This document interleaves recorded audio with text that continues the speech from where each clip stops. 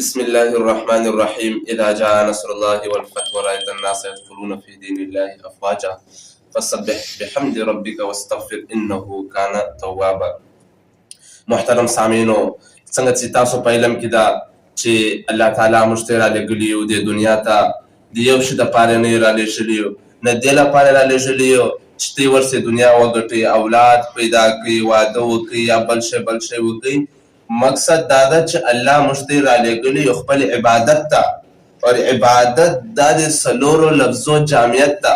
د دې څه مطلب ده چې عبادت نن سبا خلک عبادت کوي، خو د عبادت په مغز اور د عبادت په طریقه کار اور د عبادت آخري انجام ته رسولو په طریقه نه پوهیږي.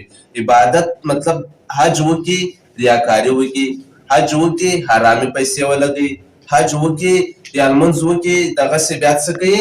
ریاکاري کوي. لمونځ ته توجه نه وي، د لمانځه په معنا نه پوهېږي. اوس پړوسیان دي، هغه په سم کور کې اوسېږي، هغو ته د روټۍ بندوبست نشته، هغو ته د بل شي بندوبست نشته، هغه سرکاري هسپتالو ته ځي، هلته ذلیله کېږي، او موږ ته په پرایویټ کې خالي انټري سي کوي، داخله هغه څو روپۍ کوي، والله عالم، الله ښه پوهېږي.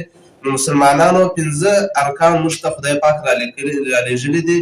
کلمه طیبه ده، او دغسې حج ده، او دغسې لمونځ ده، دغسې زکات ده، دغسې نور ډېر شیان دي چې روزه ده.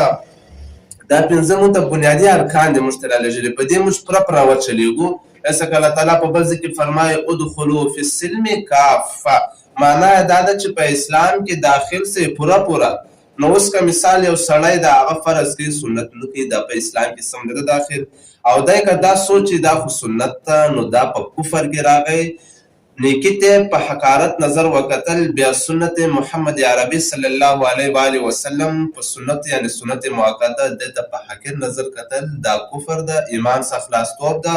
الله دې موږ ته یې وساتي، الله دې موږ ته د دین په سترګه کتو توفیق را نصیب کړي، الله دې موږ ته یې قدردانه کړي. وما علینا الا البلاغ.